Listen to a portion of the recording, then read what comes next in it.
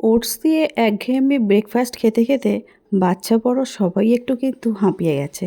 তো আমি ভাবলাম আজকে একটু মুখরোচক করে বানানো যাক। তাই আজকে বানিয়ে ফেললাম ওটস আর পেঁয়াজ দিয়ে ব্রেকফাস্ট।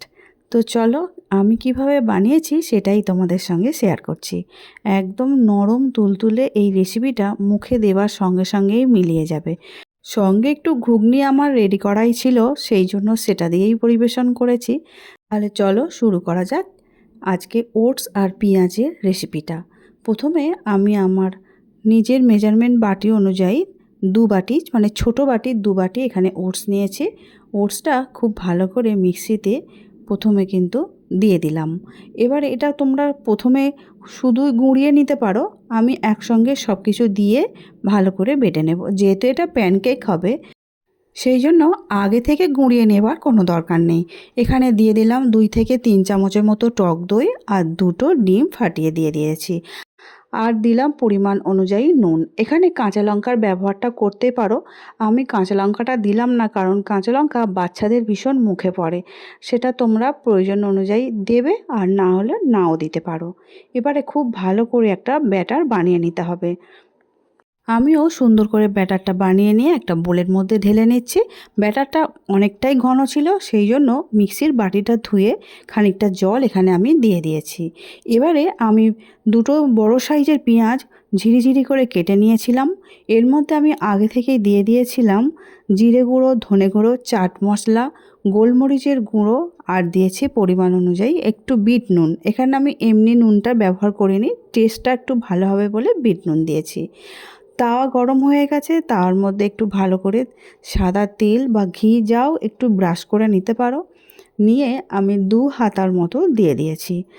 ভালো করে উপর থেকে এমনিই ছড়িয়ে যাবে। এখানে চামচের পিছন দিয়ে সরানোর কোনো দরকার নেই, তাহলে দেখতে ভালো হবে না।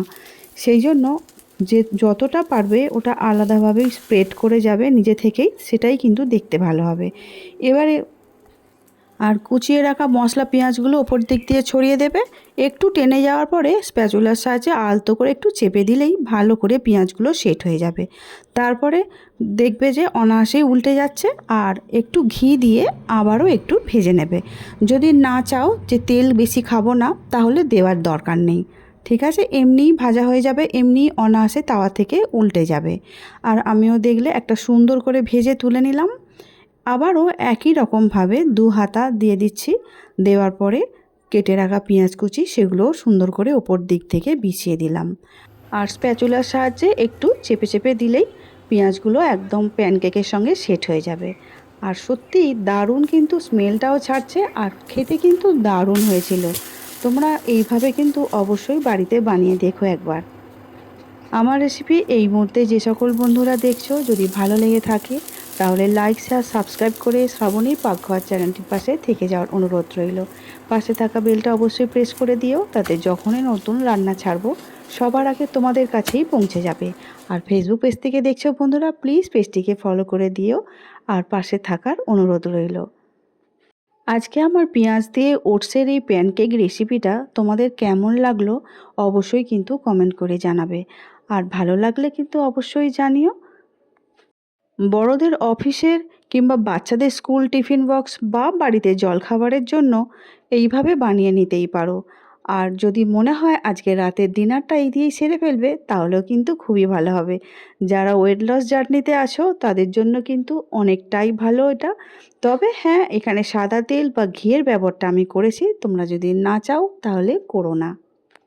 ওটসের এই নিত্য নতুন রেসিপি যদি তোমাদের ভালো লাগে অবশ্যই কিন্তু আমাকে কমেন্ট করে জানিও। দেখতে যতটা সুন্দর হয়েছে খেতে কিন্তু ততটাই ভালো হয়েছে। আর তার জন্যই আজকের জলখাবারে আমাদের ছিল ওটস আর পেঁয়াজের সুন্দরভাবে বানানো এই প্যানকেকটা। তো দারুণ নরম তুলতুলে হয়েছে, আমি আবারও বলছি খেতে কিন্তু দারুণ হয়েছে। একটা খেলে মনে হবে যেন আবারও একটা খেয়ে ফেলি। তাহলে আজকের মতো আসছি, দেখা হবে অন্য দিন নতুন রেসিপি নিয়ে। সবাই খুব ভালো থাকবে, সুস্থ থাকবে। আমার ভিডিওটা দেখার জন্য অসংখ্য ধন্যবাদ।